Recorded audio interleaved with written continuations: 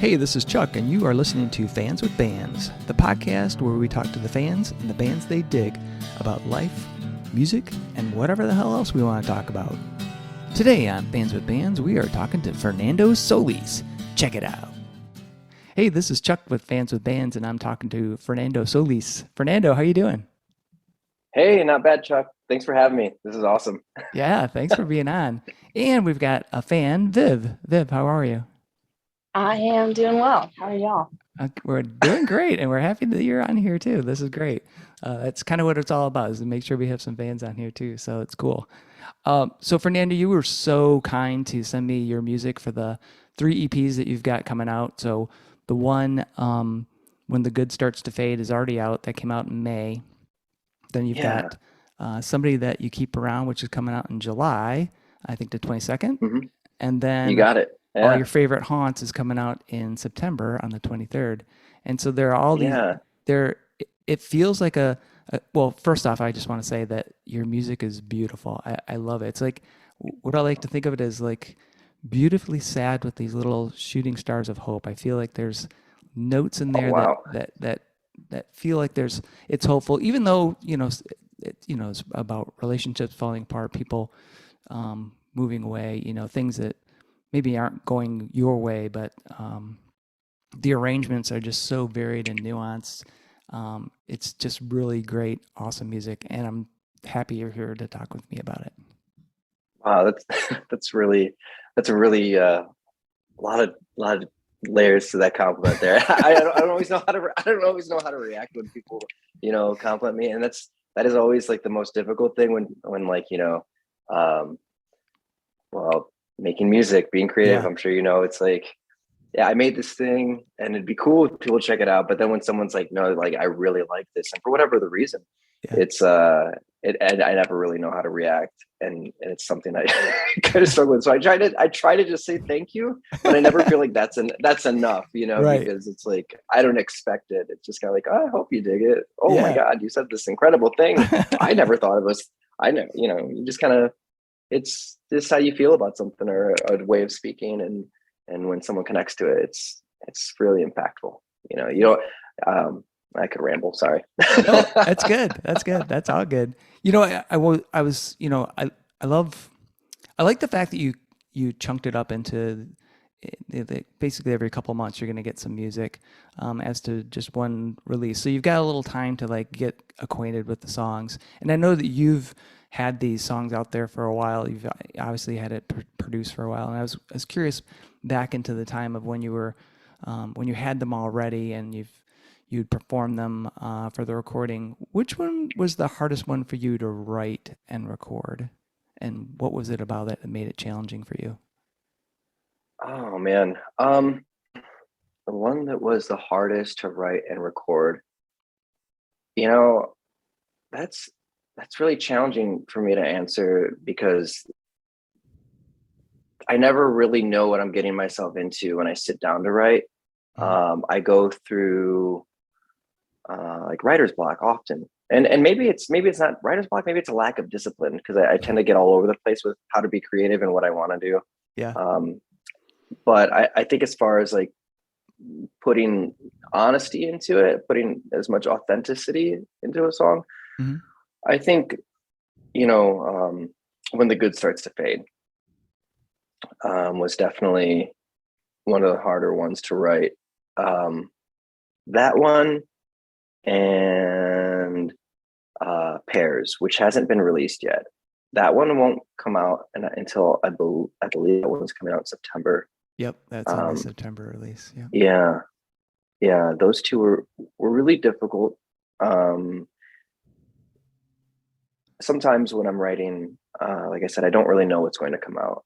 It might be just I'm playing around with guitar chords, or there's a melody that I have, and I'm guilty of being the type of musician that onomatopoeias my way into a song. Yeah. I'm just gonna make noises and play guitar, Yeah. or sometimes like I'll think of something. There'll be like I'll just have a thought in reference to a memory, or maybe something I've seen or reflecting on, and I'll jot it down. Whether it's some notes app in my phone or on a piece of paper, and then I'll think, this these words felt impactful enough that I wanted to jot it down. So maybe I should see what else is surrounding it, and it becomes like therapy for me. But they're both about this concept of letting go of something or someone that maybe you're not ready to, and coping with that. So yeah, I think that's why those are difficult, and they're from different time frames and different perspectives. I wouldn't say they're necessarily entirely attached to a romantic type of relationship, but just something or someone that you're really closely bonded with, and it's that period, like that fork in the road where you're not going down this road together anymore. You know, right. So. And you kind of touched on my next question, which was about your songwriting. So, is it basically that you start off with the musical ideas first, and then try to fit some lyrics to it, or do you have like fully formed, lyrical ideas, and you're thinking, all right, I got to find some music that fits this? It's changed over the years. When I was younger, I definitely would spend time with a notebook. I would go sit at a Coney Island or a diner, for anyone who's not familiar with what a Coney Island is to us in Michigan. But I would sit down and get some coffee, and I would spend, at least an hour, if not more, just free thought, just writing. And it wasn't necessarily that it was, poetry or lyrics. It was just, I'm going to write down thoughts and ideas. I'm going to play with words and see how they fit together and create different types of images and scenery. And then as time went on, I don't know if it's just because of my life schedule at this point. But now I don't do that as much anymore. I feel as if I don't know if I have the time to sit down and free write. So now I will just say, this is the time I'm setting aside to write music, and I'll pick up a guitar, or I'll get on my computer and I'll just start playing with chords and putting notes together. And sometimes it's pretty straightforward, like the chord progressions. And other times, I used to play in like punk and hardcore bands. So sometimes I'll just start messing with notes and making things intentionally sound ugly. And I'm like, I don't know, I should do that. but whatever's going to get my brain moving, Right. And then I'll just start saying things out loud, start talking to myself out loud, I guess. So if I don't have any ideas written down, like that I can reference, I'll just start saying things like, oh, this is weird, or that sounds I'm mad about something, or offensive, or maybe that's a type of relief, or whatever it is. And I must look crazy when I'm writing. I don't know how other musicians do it. Like I've been in bands before, and usually like the songwriter will come in and they'll say, I wrote this song. And we all would jam to it. Or if I was the songwriter in the band, I'd bring it to them, but I don't know what anyone else's process looks like. Yeah. So I'm just glad I don't have cameras inside of my house, or maybe I do, I don't know. I'm sure like the phone's a camera, right? The computer's a camera, who knows, right? Right. That could be interesting. Watch, see the creation process in action. I make jokes with one of my friends, that, like, oh man, my FBI agent's going to be really weirded out by that last part. Yeah, the profiler's going to be looking, I don't know about this part right here. Yeah. Oh man. So, or like when I'll get, sorry. Go ahead. No, go ahead. I was going to say, or sometimes I'll get, I love pop music a lot. Yeah. And it's not something that I feel is as heavily influenced in my songwriting.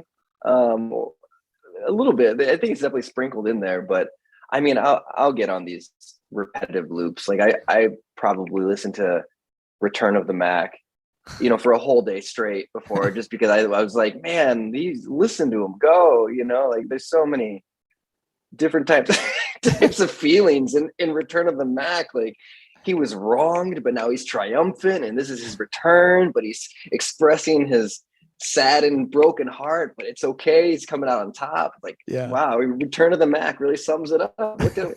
And then I come down from this like manic high of like this song I'm obsessed with. I'm like, what am I doing here? Like I even called my friend who helps me produce the songs, and when I go record, and I texted him when I was like, hey, I've got this alt country version of Return of the Mac that I just put together. We got to record it. And like the next day, I'm like, maybe we shouldn't do that. But you know, so my FBI agent would definitely be weirded out. I was like, yeah.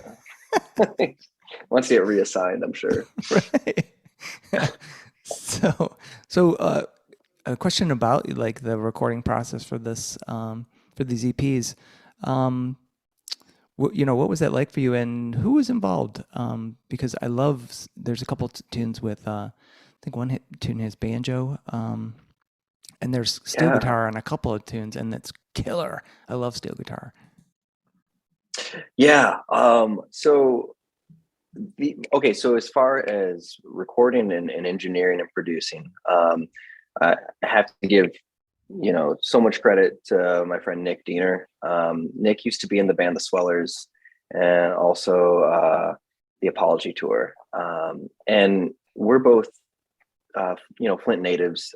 He grew up in Fenton. But I guess what I mean by Flint natives is like for him, even though I grew up in the city, he's still a part of this music scene. Yeah. This is where the Swellers got their start. And this is where I met him. We went to the Flint local downtown when we were like 15 or 16. And, we've just watched each other grow as musicians. And he was very fortunate enough to like tour the world with his band and stuff. And eventually settling down with the family in Chesaning, Michigan. So not in the city at all anymore, and doesn't tour. He's got two beautiful kids. Nice. And he went back to taking recording very seriously. And so I hit him up and I was like, hey, I got some songs, let's, if you're down. And he had me come out, and he it's really interesting when you find that person that clicks with your vision, and that's not to say that I didn't click with anyone in the past. Like, it's interesting to see like the evolution, or like how, when people paired up, the types of music that they make. So Nick Diener, he really had a huge hand in helping me find the sounds and what the final touch on how the songs would turn out before being released. Nice. He led in his brother Jonathan Diener, or Jono Diener. Some people call him Jono. Also Flint native, was in the band The Swellers. They're brothers, Nice. and he now runs a coffee company called Rootless Coffee. Cool. I'm just doing these shameless plugs for all these people. Hell yeah. But we had him come out, and it was actually by chance that he ended up drumming on the tracks on like the first EP I put out in 2019. Mm-hmm. I never intended to have full band production on it, but he showed up to the house just to do something, and he was like, let me see if he'll play drums on this really quick. and he did. I'm like, okay. So after that, it was like, hey, you want to come play on some other songs? And time went on, and we had him on these tracks as well. But yeah, between those two, that's the majority of the additional instrumentation that we worked on, with the pedal steel, though. That is all the way from Australia. Oh, really? Wow. Yeah. Which is kind of strange, because you would think you might like reach into like, there's definitely some pedal steel players in Michigan that I didn't know about at the time. Yeah. Or you would think like Nashville, reach into that pool, see who you can find out there. But I as much as I love that sound of that instrument, I guess I approach songwriting and recording with like a sense of urgency. Like, I know that, I guess from my past experience, staying too attached to whatever song that I'm working on could mean I'll have like 3 songs that I'm perfecting for 3 years. Right. So now I've gotten to a point where I'm like, once it's done, demo it. If you feel good about the demo, get it out. Just get it out, because if not, you're going to revisit it, revise it, rewrite it. And so I never thought to put pedal steel on it until there's an artist out of Australia named Charlie Collins. And now we don't know each other like personally, other than like a couple DMs back and forth when I was asking about their music stuff out there. Yeah. But she's an incredible songwriter. She has this really cool, like, I mean, it's almost like imagine Fleetwood Mac with like the vocal style reminds me of like some kind of like 80s pop in a way. Oh, wow.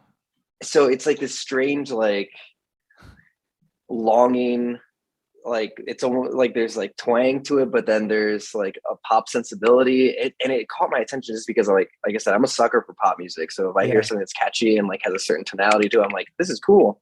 Yeah. And when I was scrounging the internet for different music, I came across her account. I looked her up on Spotify. I was like, man, I really, really like her stuff. So I started following her on Instagram, and she shared some videos of her in live bands at the time. And she had tagged this account called Stealing Hearts. And it was this guy that played pedal steel. And I'm like, Jai Perry is his name. And he is one of the coolest looking dudes I've ever seen in my life. Like, I mean, just this country Western rock star sensibility. I mean, I kind of copped a little bit of his style for some of my more recent live shows because I thought it was so cool. Like, but Yeah. I had to give him full credit for the Adidas tracksuit with cowboy boots. You wouldn't think it works, but it is one of the coolest things I've ever seen. And so he had posted that he's he'll collaborate with your tracks. Just send him a DM and I showed Nick, and he was like, we got to get him on these songs. And so so I got him on some of the songs, and he's incredible. That Really that great. is. Yeah, it really adds a nice little touch to I'm trying to remember what song it is. I think it's Happy New Year. And maybe Are You Happy? Pedal Steel, I know we've had that on When the Good Starts to Fade, that track. And then I know we had it on Get Back, which isn't released yet, but it's coming out in July 22nd. Yep. Yeah. I was looking over at my note. Love the steel guitar. I have notes too. I can't keep it's my own songs. I'm like, what did I do with this? Yeah, it's been a long time. So Fans with Bands is more than just me talking to Fernando. We've got Viv, and also Helen has joined. Helen, can you hear us? Oh, hey. She looks like she's muted. Uh-oh. Well, Helen, if you find that on mute.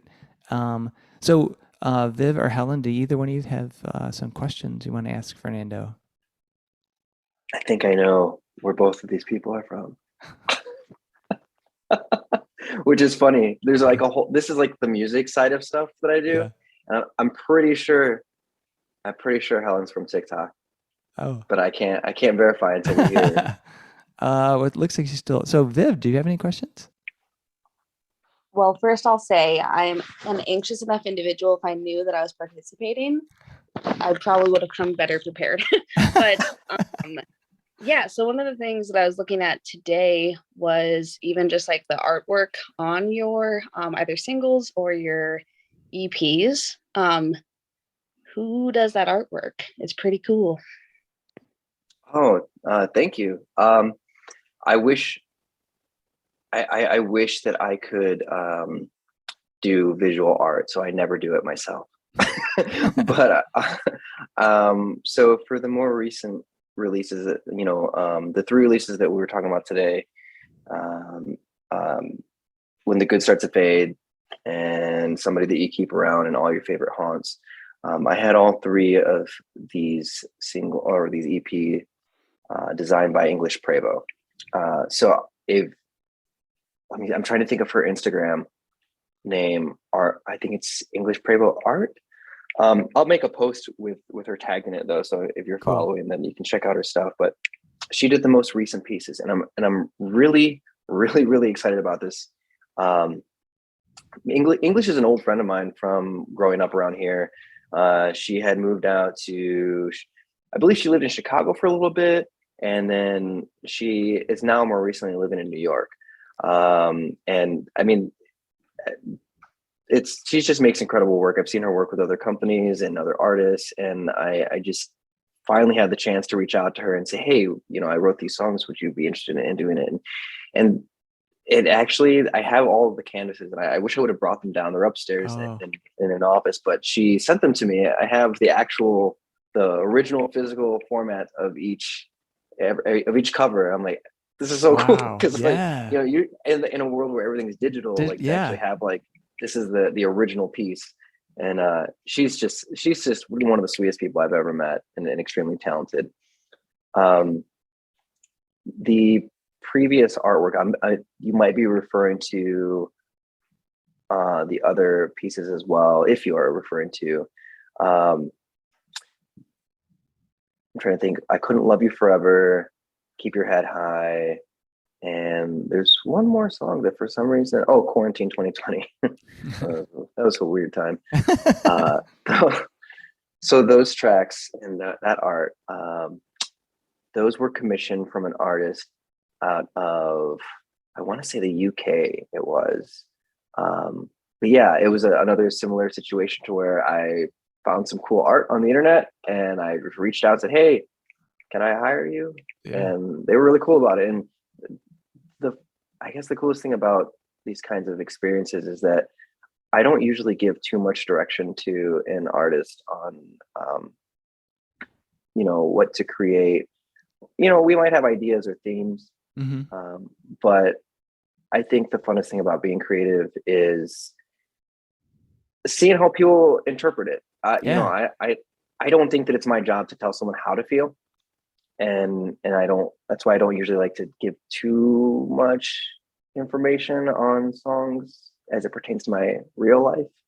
But that's at least that's fun for me too.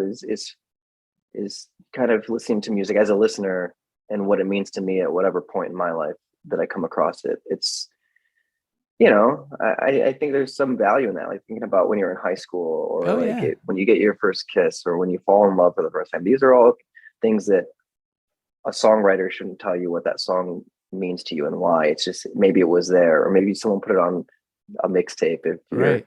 old enough to get Yeah. a mixtape, what I mean, or a mix CD, Yeah. or Or now playlist. a Right. playlist, right?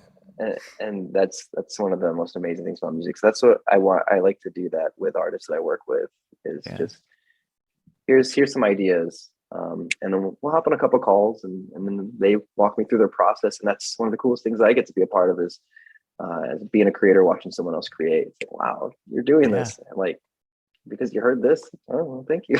Yeah. That's really cool. I love Yeah. that idea because I think it is great. And I think it would be, like you said, like super satisfying to see just what somebody comes up with. Like the song may mean something to you as the artist who wrote it, but then and especially to have a visual creation. So it's not just like somebody taking a riff off of your music and building something onto it, like musically, but like taking a different medium and then creating something from your music. I think that's very cool to just let them go explore and have fun with it. So I don't think people get to do it enough. yeah, You I know. think I think it should be. Have you ever seen? And I don't know if you've done this, but when you're performing live and a band has an artist there that's drawing like painting a picture while they're Yeah. that's super cool. Yeah. It's yeah. There's I think her name is, I'm probably gonna butcher her last name. First name's Jenny. Last name's, I think you pronounce it Munch, and I believe it's spelled Moenche. Uh-huh. And she's an artist in my area here in Flint, Michigan. And there's there's been a couple events that I've gone to, and one particular that stood out to me was there was a jazz band that I was watching one night, and I look over and I saw Jenny was painting, and I didn't, I didn't know what she was painting at all. And at the end of the night, I went over and said hello to her, and I looked at her piece, and she had done the whole band. It Oh, was just this incredible piece of work that she just did within probably an hour to an hour and a half. And I'm like, my mind's blown, because I'm like, oh, I'm just a dummy with a guitar, like that's so cool. yeah, yeah. I was wondering. So I like to get back to like artists like origin stories. So what inspired you? What got you? Mentioned you had played in punk and hardcore, but what got you into music? Where did you start? Oh man, um, I don't know what pushed me towards it. And it's what I can remember as far as like, okay, so there's like the part of my brain that is very like,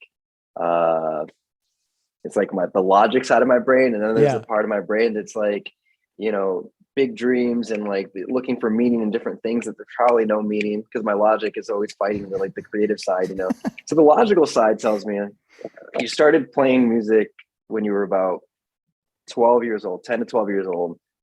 You received an acoustic guitar, and then it sat in the house forever because you couldn't figure out how to play it. Right. And then you started to pick it back up. I started to pick it back up, and I couldn't figure out how to play it. But what I realized at that point is that I could learn bass lines on the acoustic guitar. I didn't have the dexterity to form guitar chords yet. I just still not very coordinated. So I try to be composed and coordinated, but I'm just chaotic mess, just holding it together at any given time.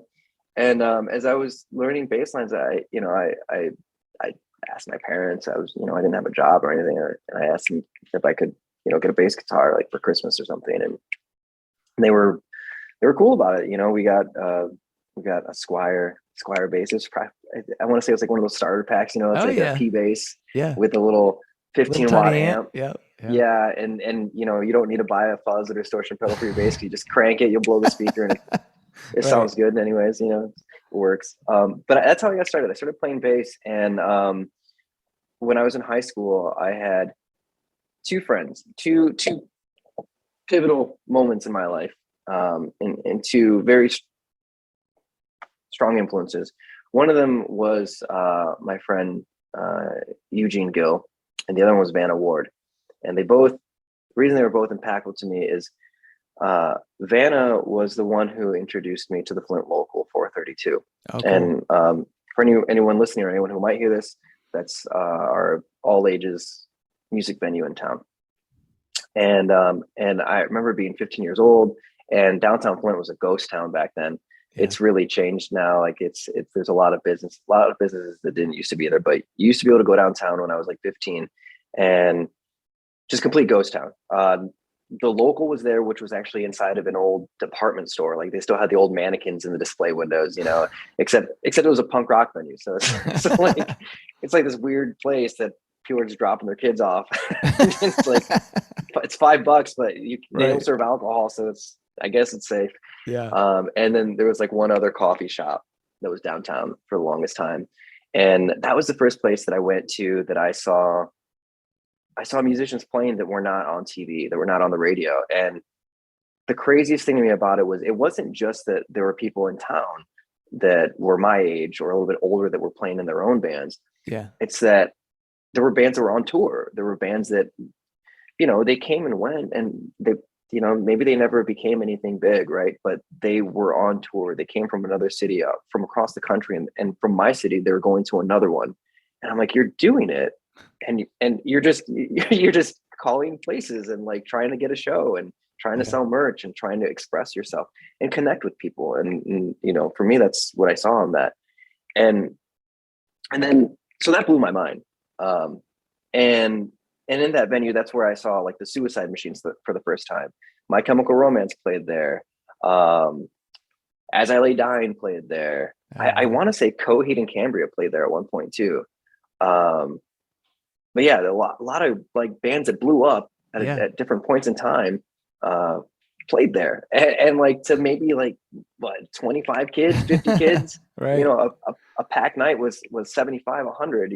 I think there were definitely bigger shows than 75 or 100, but I remember there's like someone has footage of the As I Lay Dying show, and I mean it's funny. It's like there's a lot of people there, but I mean, like I said, like 60 people spread out in a huge room, and there's like a circle pit. It doesn't look as crazy as like going to like something like Warped Tour or Ozfest or or whatever. But so that's the first place I went to, and it was because of Vanna. She was like, you got to come to this place called the Local. And so I started going there, and then my other friend Eugene Gill, he got me into playing with a band. He played electric guitar, and he was like, and I had just gotten a bass, and he was like, Yeah. "Hey, do you wanna come over and jam?" And sure enough, we did. And I mean, we learned like Misfit songs and like Slipknot, which I can barely play. So very challenging stuff, like just Metallica and Slayer and all this crazy stuff. And he went on. He's the bassist of King 810 actually now. Oh, all right, So cool.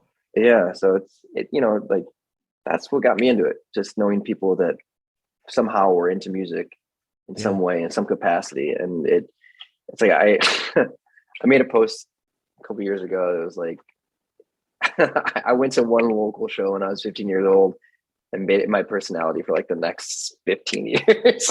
And I'm okay with that. Like that's just who I am. Like That's awesome.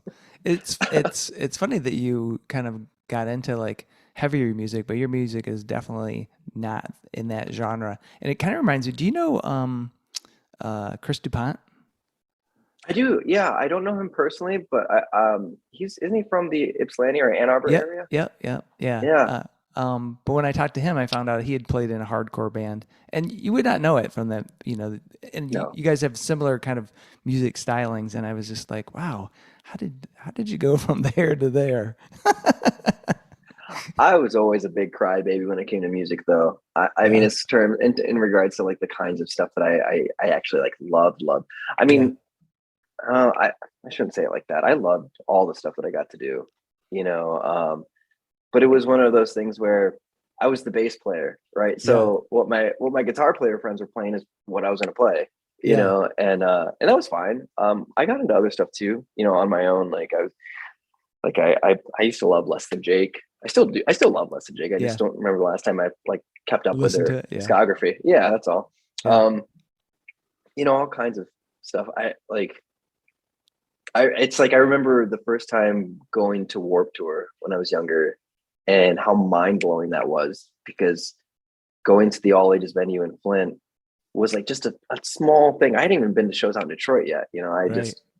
I'd only been to the Flint scene, and then in like the little suburbs around, people throw like house shows and stuff, right? Right. But it's not like Detroit shows, and so I went from those types of things to going to the Warp Tour, and I show up, and there's like every stage has this band, and the first band that I saw at the first Warp Tour I went to, I walked up, and I didn't even know what stage I was going to.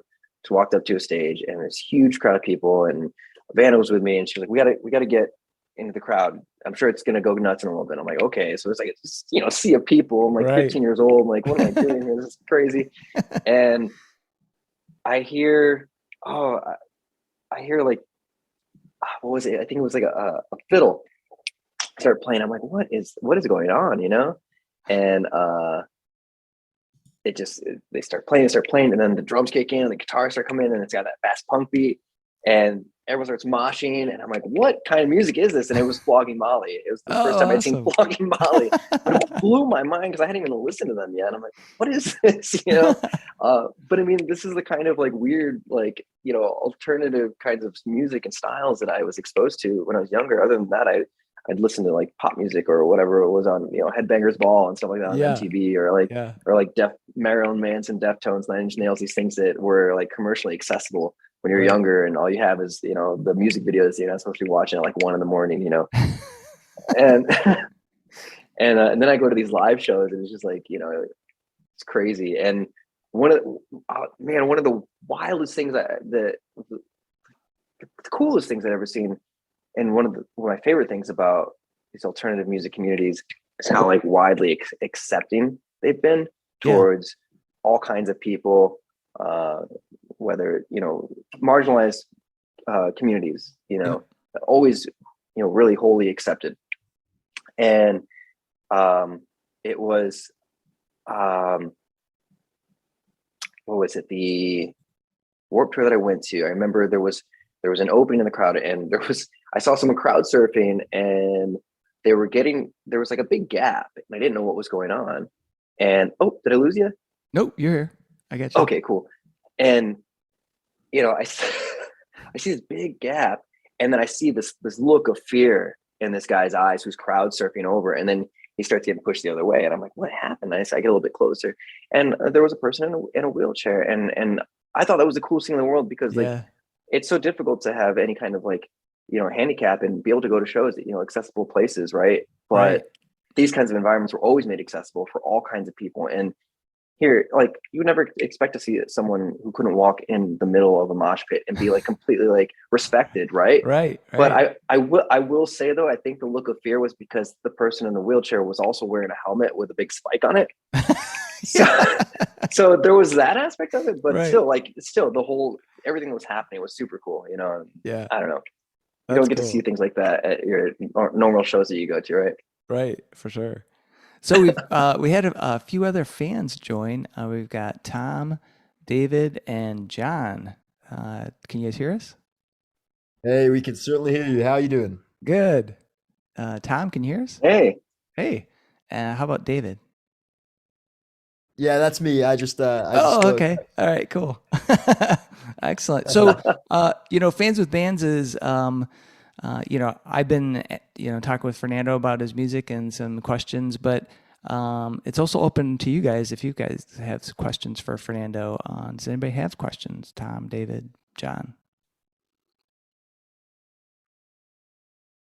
It's okay if you don't. You can just listen and I'm happy just listening for now, but if I think All of right. any, I'll make sure to ask them. Thank you, man. Thank All you. right, cool. Awesome. All right. So, very cool. so Fernando, if you were, another kind of origin thing, because we've kind of been talking about, Warped Tour and concerts and stuff, but what was the very first album or CD or tape that you bought, and why did you buy it? Oh man. Sheffler's Wrestling Promotions, cool. Montgomery, Alabama. Oh man, I think we're ladders getting and trolled. chairs. Bring the whole family down for some sweet wrestling action. You got it with Sheffler's Wrestling Promotions. All right. Yow! Thanks, Big John. Money in the bag. Steel cage. Hell in a cell. Come on down. Oh boy. All right. Well, thanks, Big John. Considering the different platforms I put this on, I kind of expected some trolls to roll through. That's awesome. But I will say that, like, as long as I can get a good laugh out of it, like, that's awesome. It is. that was awesome. I know. But yeah, wrestling is kind of coming back too. I don't know. I just read an article about like how wrestling and craft beer are like doing these things, and I know that I don't know if it's totally off topic, but Dark Horse Brewing out in Marshall, Michigan, just had this guy Danny, who's he's in a I'm forgetting the name of the band. It's a hardcore punk band, but he also promotes like amateur wrestling. So they had they had a wrestling thing out there. It was awesome. I can never tell. You got it. Wrestling is awesome. Oh boy. That's awesome. Oh, let's see. What is this? What's happening here? Oh, I think we've got some sharing going on. Uh-oh. Oh. This John's. We've lost him. All right. Oh man, I was hoping he was gonna draw like a wrestler or something. Yeah. The whiteboard did not have anything to do with Sheffler's Wrestling Promotions. Oh my God, that is awesome.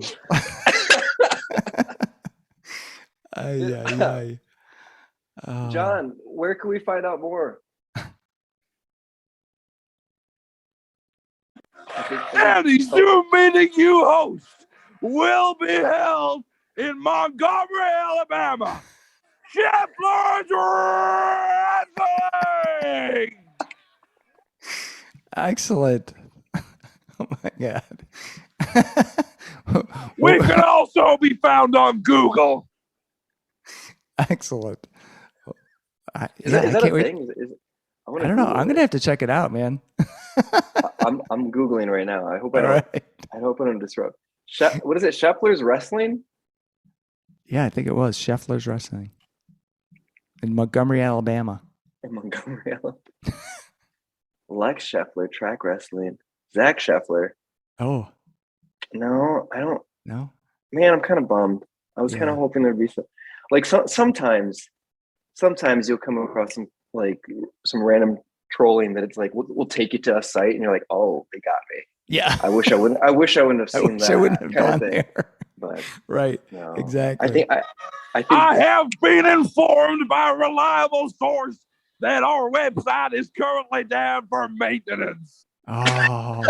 oh no. Oh, Oh, John, I know your pain because we're dealing with the same thing with my site. It's like, golly. Not fans with bands. Fans with bands is fine. We're on a different platform there because it's podcast, but yeah. Oh, for God's sake. You can also purchase tickets at the box office at City Hall, Montgomery, Alabama. Sheffler's Wrestling. Yes. Well, from Fernando, we got totally hijacked there. yeah. Oh, for Oh, God's that's sakes. awesome. Yeah. So Oh man. That's for the record, that's not my doing. Like I loved it, but I'm not. I don't know. I kind of figured it wasn't. Oh my God's sakes. So where were we? I'm waiting for it to happen again. Yeah. Is he going? Oh, okay. I don't know. Oh, so yeah, what was your first album? Oh man, I wish I could remember the name of the wrestling album. Do you know how like back in like the 80s or 90s, like the wrestlers all did like this rap album? Did you know about this? Oh, no. Yeah, yeah, like I think like Hulk Hogan is on it and like Macho Man Randy Savage, and it's like it's really bad. Oh, really? It's yeah, I would definitely recommend checking it out. It's one of my favorite things I've ever heard. And by favorite, I mean like I don't have any recollection of what they said. I just know it, when I listen, I was like, I can't believe they got away with this. Like, well, at that time, I think they could have done anything. yeah, exactly. And didn't exactly. I think what was his name? I don't know if he was a wrestler though. He became governor of Minnesota. The fuck was that guy's name? The album was called Be a Man by Randy Savage. Yes, Uh-huh. yes, that's it. Yes, and it's so good. It's so good because like because we know what Randy Savage looks like, but on the album cover, like he's like it looks like he's cosplaying as like as someone cosplaying as Randy Savage as a rapper. It's really wild. I love it. I'm glad John was able to hop back in. Right. Oh man. Incredible. So Fernando, have you ever seen like wrestling shows? Live? No, I haven't. I should though. I feel like it'd be really intense. Like I would. I think I'm to a point in my life where I'm gonna do it. Yeah. Like this You know where the best place to do it is. Montgomery, Alabama. No? Yeah. You could do like some kind of like tandem show where you have like you and then so you're doing some songs and then next we go to wrestling. That happened in Flint once. Oh really? Someone booked a show with a bunch of bands and they had a big cage where people were fighting in it. And that was the one and only time they did it. But it was wild. We got booked for a show. I don't remember what band I was playing at the time, but they're like, yeah, come play this outdoor show. It's like it's just gonna be an alternative kind of thing. And I'm like, all right. Not really getting any details, just like pumped that there was a show to go play. We show up, there's like a big like cage fight. Like they had different opponents. I'm like, all right, this is sick. Very cool. Oh my God. Crazy. So if you could go like have a beer or a coffee or whatever your favorite beverage is, with anybody, either alive or dead, who would you like to talk to and share a beverage with? I would have to say Wesley Willis. Oh, cool. Wesley Willis blows my mind as an artist. Like, are you familiar with Wesley Willis? Yeah, yeah, Yeah, like that. It's like he was so passionate about what he did. yeah. He had like he had a permanent knot in his head because his thing was he would headbutt his fans, and like I just or Andrew WK, like these extreme Yeah. kind of personalities. Like I love these kinds of personalities. They're just like so. It was like they're not even from this planet. You know what I Right. mean? Like those two people, I would want to sit down and just like I could just listen to them talk. Let's do their whole bit. It's like it's Right. just wild to me. You know, it's I don't know. I always like when I see other musicians performing or like doing their thing, I'm just like, wow. Like I feel like I'm just some dude, but you look like you're like this fucking star. Like you know, what I mean? Like I'm always in awe of other performers. I'm like, I'm just some guy. All right, you know. So, but those two, yeah, that would be Awesome. awesome. Awesome. And slightly related to question, but if you could go play anywhere in the world, where would you go, and who would you like to perform with? So you could either, be opening for them or have them open for you. Oh man, I actually got to do that. One of the artists that I have really enjoyed for a long time, Mike Kinsella from the band American Football. I got to open for Owen um, at the Sanctuary last winter, and that was Oh. really cool. Um, I think besides that, I think it'd be really awesome to open for Father John Misty. Oh yeah, cool. Father John Misty is like he's like one of those artists where I'm like, I don't know if you realize you're on this planet or not. Like he's just one of my favorite things about him is that he creates this like he just kind of creates this, it's almost like you're watching a play when you're watching him perform. There's an episode of SNL that he performed on, and he starts the set off by like he's sitting at a piano and he's playing the song. And in the recording, there's laugh tracks that come in because he's kind of saying these like ironic things about what it's like living in the USA. The song's called "Born in the USA," Right. and he kind of goes over like taking prescription medication, but then you can't really live this functional life because it impacts the other bodily functions, and you're just trying to get by, Right. and it's just it's like it feels terrible, and it's like, but it's not depressing. It's kind of more of like a kind of feeling. And when he's performing the song, he's sitting at the piano, which is how it starts. And then as the laugh track comes in, he then gets up and he's no longer playing the piano. He grabs a microphone. And he's like kind of like crooning to the crowd as the Right. piano keeps playing behind him.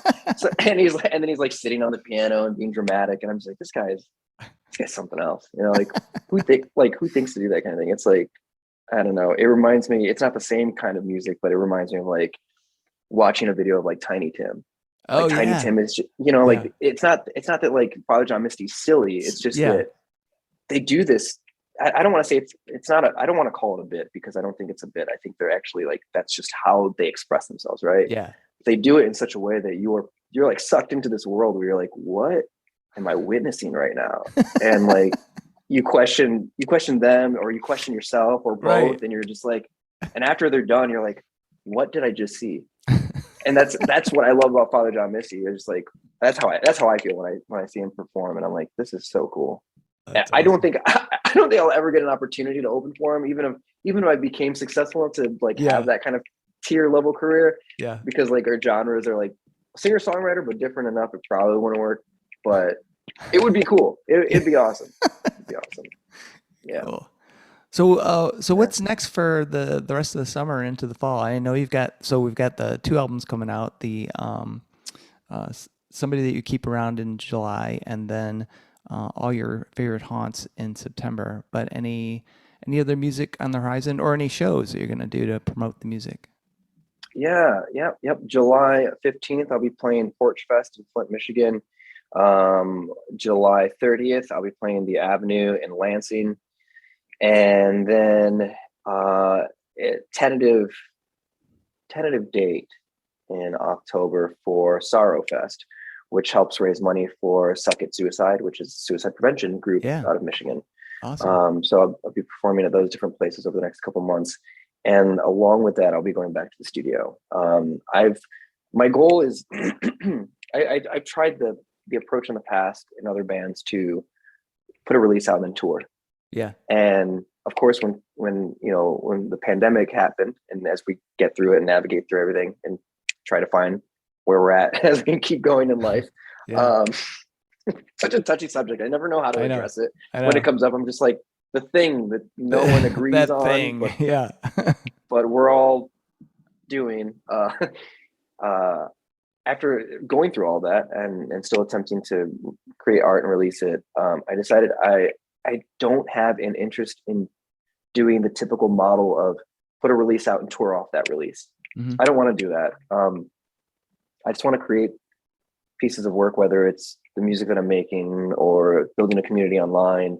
And if I can get to a point where, I can travel across the country more and do it again, like I used to, then I will. But for now, my goal is just to put out as much music as possible. And I want there to be a large enough catalog that when I do that, there's a little bit of something for everyone there. Yeah. Very cool. Yeah. So I'll be going back to the studio in September as well. Awesome, man. Yeah, I'm really excited. Yeah, that sounds great. Well, Fernando, thank you so much for being on Fans with Bands. Really appreciate you coming on here and talking with me. Thank you for having me. I've just got one last question. It's controversial, and I'm not sure how Big John's going to like this one, but I want to get your input first. And that is pineapple or no pineapple on pizza? Pineapple all the Pineapple way. is wholly unacceptable on a pizza. If you put pineapple on your pizza, you are not just a wussy. You are not just a pussy, but you will not be welcome at Montgomery Wrestling with Sheffler's Wrestling Promotions, baby. All right. So we know about. Oh we know no! Big It John. sounds like I'm gonna be seeing him in the ring. Oh God! Yeah, there could be a grudge match because of the pineapple versus no pineapple. What have I done? What Yeah. have I done? Hey, so Viv, how about you? Pineapple, no pineapple? Still there? Oh, 100% pineapple. All right. Yes, Awesome. let's go, Team Pineapple. Yeah, there you go. Yes, pineapple all day, every day. Awesome. Helen, how about Such you? a little stinker. Oh, I'm all for the pineapple All right. Excellent. on everything. All right. That's- Fantastic. It looks I like it love will it. be a 3v1 match at Sheffler's Wrestling Promotions, baby. and I love it. and Tom, how about you? We haven't heard from you, I don't think. Oh, are you there, Tom? We're gonna put Tom in the pineapple camp. Tom definitely likes pineapples. Oh yeah, Says he's, pineapple all the yeah, he way. has it in there. All right, awesome. Oh, and this is Thursday for the Pig. Fantastic. Well, thank you all so much for being a part of Fans with Bands. It's been awesome. Big John, we'll see you down in Alabama. You're goddamn right, you will. Thank you very much for your hospitality. Enjoy the rest of your fun-packed day. All right, Fernando, thanks again, and I hope to catch a show sometime soon. We'll see you soon. Thank you so much. All right. Bye, everyone. Take care. Oh my God. Thanks to Fernando, Viv, Helen, David, Tom, and Big John for joining me on this episode of Fans with Bands.